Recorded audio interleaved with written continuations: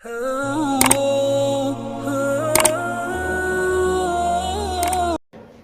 بدنام زمانہ شخص جو طرح طرح کی بدعنوانی کے مقدمات کے اندر گھرا ہوا ہے اور دنیاوی اعتبار سے بھی ذلت و خواری کا سامنا کر رہا ہے، وہ اپنے آپ کو کسی بھی انداز میں نمایاں کرنے کے لیے اور مذہبی شدت پسند طبقے کی ہمنوائی کو حاصل کرنے کے لیے اسی مطالبے کو دہرا رہا ہے جو مطالبہ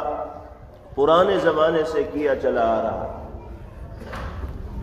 غالباً آپ حضرات نے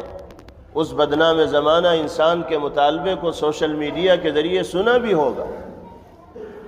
وہ سپریم کورٹ تک گیا ہے اور وہاں اس نے یہ پٹیشن دائر کی ہے وکیل کے ذریعے کہ قرآن کریم سے 26 آیتوں کو نکال دیا جائے، کیونکہ ان آیات میں شدت پسندی کی تعلیم دی گئی ہے، مذہبی منافرت کو بڑھاوا دیا جا رہا ہے اور قرآن پر ایمان رکھنے والوں کو تشدد کرنے پر نعوذ باللہ ابھارا جا رہا ہے، آمادہ کیا جا رہا ہے۔ ہم جانتے ہیں اور سمجھتے ہیں کہ حقیقی اعتبار سے اور زمینی سطح پر اس طرح کے مطالبات میں کوئی دم نہیں اور کوئی جان نہیں، جس طرح کا مطالبہ اس بدنام زمانہ شخص نے کیا ہے، جس کا نام لینے کو بھی جی نہیں چاہتا، جو عقل سے بالکل پیدل ہے۔ اس طرح کے مطالبات کرنے والے لوگ دنیا کے اندر آتے رہے اور ذلیل و خوار ہو کر دنیا کو چھوڑ کر جاتے رہے۔ قرآن جیسا پہلے دن تھا ویسا ہی آج بھی ہے، اور صبح قیامت تک قرآن اپنی حقانیت و صداقت کا ڈنکا بجاتا رہے گا۔ قرآن کے خلاف سازشیں کرنے والے ذلیل و خوار ہو کر بے نام ہو جائیں گے، ان کا کوئی نام لینے والا نہیں ہوگا، اور اللہ کے اس کلام کا نام زندہ ہے اور زندہ رہے۔ یہ ہمارا ایمان ہے۔ قرآن پاک حقانیت و صداقت کی وہ چٹان ہے کہ جو اس سے ٹکرایا ہے وہ پاش پاش ہو گیا ہے۔ نہ قرآن کے بال کو وہ بینکا کر سکا ہے اور نہ قرآن میں کسی طرح کی ترمیم اور تبدیلی کرانے میں وہ کامیاب ہو سکا۔ سپریم کورٹ میں اس طرح کی رٹ دائر کرنا، قرآن پاک میں ترمیم کا مطالبہ کرنا، عدالت عالیہ میں جو جج بیٹھے ہوئے ہیں ان کی بھی یہ ذمہ داری اور فریضہ ہے کہ وہ اس طرح کی پٹیشن کو اور اس طرح کی درخواست کو ردی کی ٹوکری میں ڈالیں، اس دعوے کو وہ قبول ہی نہ کریں، اس نوٹس کو وہ قبول ہی نہ کریں، رد کر دیں، اس لیے کہ قابل تسلیم ہے ہی نہیں۔ اگر اس کے اس دعوے کو قبول کر کے اس پر بحث کا آغاز کیا جائے گا تو اس کا مطلب یہ ہوگا کہ دال میں کالا ہے، اور سازش کر کے اس آدمی کی پشت پناہی کر کے کچھ اور طاقتیں ہیں جو اس کی زبان سے اس طرح کے الفاظ بلوا رہے ہیں۔ اس ملک میں رہنے والے تمام لوگوں کو مذہبی اعتبار سے آزادانہ طور پر اپنے مذہب کے تقاضوں پر عمل کرنے کا حق حاصل ہے، اور مذہبی اعتبار سے انسان اتنا جذباتی ہوتا ہے کہ چاہے وہ عملی زندگی میں مذہبی تقاضوں کے اوپر عمل کرنے والا نہ ہو، لیکن جب اس کے مذہبی شعائر پر آنچ آتی ہے تو وہ اس کو برداشت کرنے کے لیے تیار نہیں ہوتا۔ آج ہماری زندگی چاہے نبی پاک علیہ السلام کی مبارک سیرت و کردار کے موافق اور مطابق نہ ہو، ہماری زندگی میں چاہے قرآنی تعلیمات اور قرآنی ہدایات زندہ دکھائی نہ دے رہی ہوں،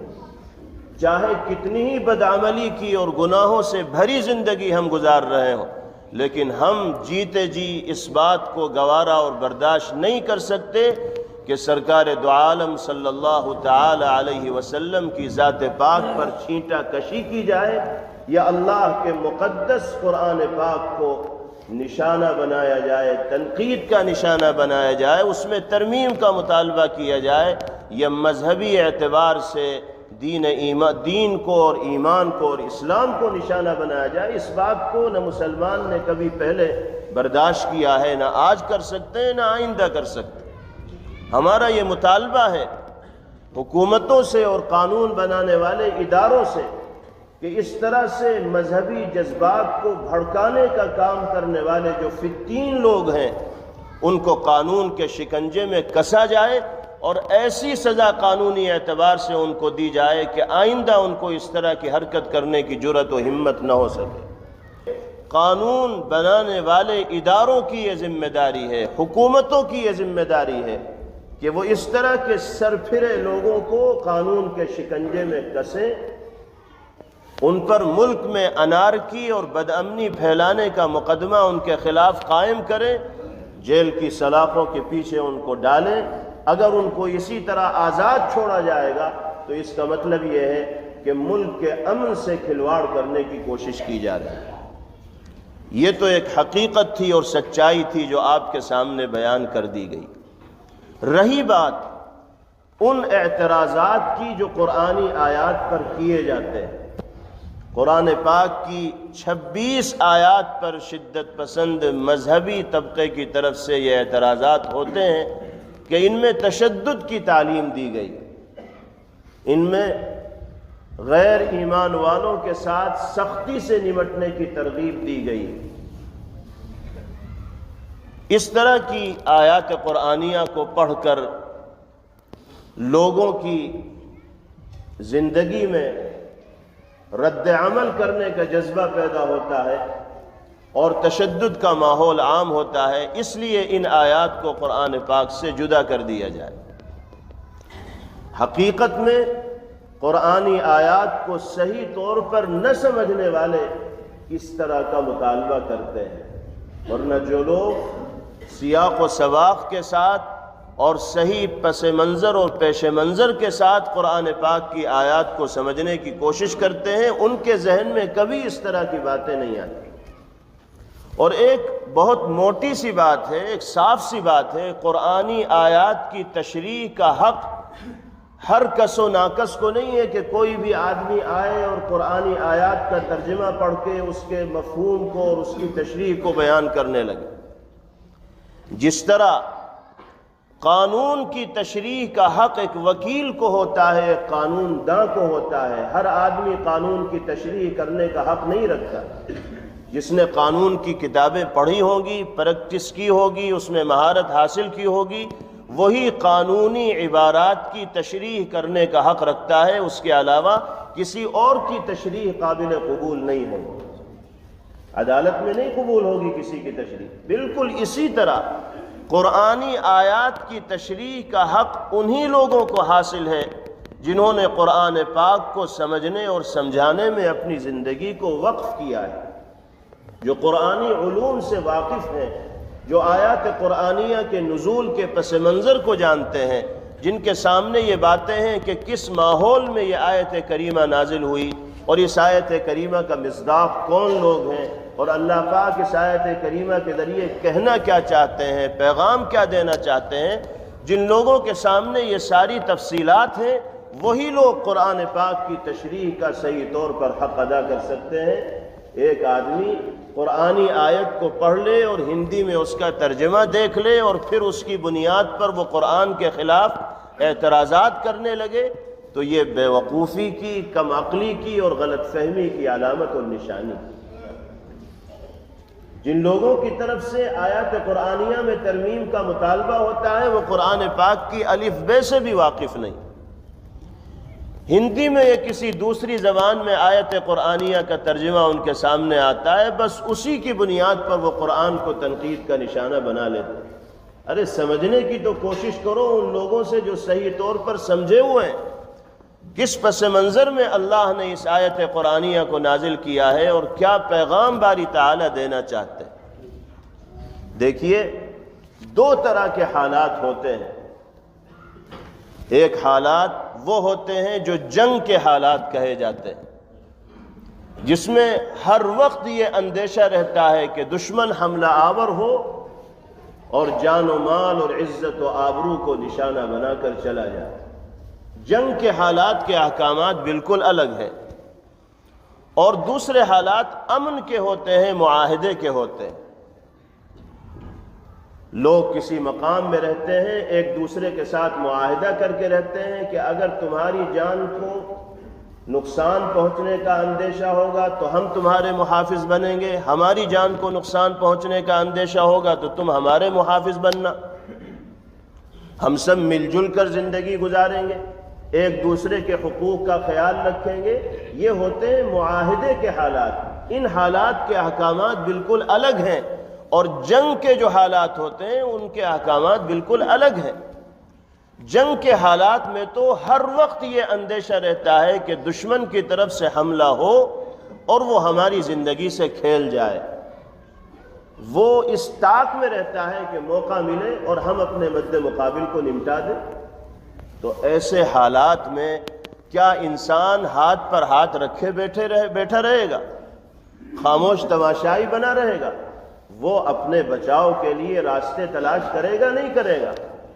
اپنی عزت و آبرو اور جان کی حفاظت کے لیے منصوبے بنائے گا نہیں بنائے گا؟ پلاننگ کرے گا نہیں کرے گا؟ خدا نخواستہ ہم اپنے اس ملک میں بھی اگر جنگی حالات کے اندر مبتلا ہو جائیں، دوسرے ملک سے جنگ کا ماحول ہو، تو اس جنگ کے لیے صرف سرحد پر رہنے والی فوجوں کو تیار رہنا نہیں ہوگا، بلکہ اگر ایمرجنسی کا اعلان کر دیا جائے، ہنگامی حالات کا اعلان کر دیا جائے، تو ملک کے ہر باشندے کو جنگ کے لیے تیار ہونا پڑتا ہے، اور اس کے لیے اپنی جان کی حفاظت کے واسطے، اپنی عزت و آبرو اور مال کی حفاظت کے لیے، اپنے ملک کی سرحدوں میں دشمنوں کو گھسنے سے روکنے کے لیے ہم ہر طرح کی قربانی پیش کرنے کے واسطے تیار ہوں گے۔ یہ ہمارا ملی اور قومی اور وطنی فریضہ ہوگا۔ اسی طریقے سے قرآن پاک کی وہ آیات جس میں دشمنوں کے ساتھ سختی سے نمٹنے کا حکم دیا گیا ہے، یاد رکھیے ان آیات کا تعلق جنگی حالات کے ساتھ۔ وہ کیسے حالات تھے؟ آپ نے پیغمبر علیہ السلام کی مکی زندگی کا مطالعہ کیا ہوگا، سنا ہوگا علماء سے کہ کتنی سختیوں کا سامنا نبی کریم علیہ السلام کو مکہ مکرمہ میں کرنا پڑ رہا۔ شعب ابی طالب میں آپ کے اہل خانہ کو مقید کر دیا گیا تھا، آپ کا سوشل بائیکاٹ کر دیا گیا تھا، کھانے پانی کے راستے بند کر دیے گئے تھے، فاقوں پر فاقے پیغمبر علیہ السلام اور اہل خانہ کو کرنے پڑ رہے تھے۔ آپ کے مبارک گھر میں کوڑا ڈال دیا جاتا تھا، آپ کی راہوں میں کانٹے بچھا دیے جاتے تھے، آپ حرم مکی میں جا کر عبادت فرماتے تھے، سجدے میں جاتے تھے، تو گستاخ لوگ آپ کی گردن مبارک پر پیر رکھ کر کھڑے ہو جاتے تھے، جس کے نتیجے میں آپ کا سانس پھول جایا کرتا تھا۔ عقبہ ابن ابی معیط نامی کافر نے یہ حرکت پیغمبر علیہ السلام کے ساتھ حرم مکی میں کی تھی۔ آپ سجدے میں جاتے تھے تو اونٹ کی اوجھڑی آپ کی مبارک کمر پر ڈال دی جاتی تھی، جو اتنی وزنی ہوتی تھی کہ پیغمبر علیہ السلام کے لیے سر اٹھانا مشکل ہو جایا کرتا تھا۔ یہی طریقہ کار اصحاب رسول صلی اللہ تعالی علیہ وسلم کے ساتھ بھی تھا۔ حضرت بلال حبشی رضی اللہ تعالیٰ عنہ کے ساتھ کیا ظلم و ستم کیا گیا، حضرت خبیب و خباب رضی اللہ تعالی عنہما کو کس طرح ظلم و ستم کا نشانہ بنایا گیا، حضرت سمیہ رضی اللہ تعالی عنہا نے جام شہادت کس مظلومانہ انداز میں نوش کیا ہے۔ یہ ایک تاریخ ہے اسلام کی، اور دشمنان اسلام کے ظلم و بربریت کی ایک تاریخ ہے۔ جہاں اس طرح کے مظالم ہو رہے ہوں اور جہاں اس طرح نہتے لوگوں کو نشانہ بنایا جا رہا ہو، اس ماحول میں اگر اپنی جان، اپنے مال، اپنی عزت و آبرو کے دفاع کے لیے اپنے ماننے والوں کو تیار نہیں کیا جائے گا تو اور کیا کیا جائے گا؟ ان آیات کا تعلق اس طرح کے حالات کے ساتھ۔ اس ملک میں ہم رہتے ہیں، یہ ایک سیکولر کہے جانے والا ملک ہے، ایک جمہوری ملک ہے، جس میں ہر باشندے کو مذہبی اعتبار سے اپنے مذہبی ہدایات پر عمل کرنے کا حق حاصل ہے۔ کسی کو مذہب کی بنیاد پر کسی پر زیادتی کرنے کا، کسی کو مذہبی اعتبار سے حقوق سے محروم کرنے کا حق کسی حکومت کو حاصل نہیں۔ اگر اس ملک کا نظام جمہوری اعتبار سے صحیح نہج پر چلتا رہے تو امن کا ماحول عام رہے گا، لیکن اگر ملک میں بسنے والے کسی طبقے کو گھیر کر اس کی زندگی کو اجیرن کر دیا جائے گا، اور وہ طبقہ یہ سمجھے گا، اس بستی کے لوگ یہ سمجھیں گے کہ اب دشمنوں نے ہمیں گھیر لیا ہے، کسی بھی وقت یہ حملہ آور ہو جائیں گے، ہمارے گھروں میں آگ لگا دیں گے، ہماری دکانوں کو لوٹ لیں گے، ہماری ماں اور بہنوں کی بے عزتی کریں گے، تو ہمارا مذہب ہی نہیں ملک کا قانون بھی ہمیں اس کی اجازت دیتا ہے کہ ہم اپنی جان کی حفاظت کے لیے جو کچھ ہو سکتا ہے وہ کریں۔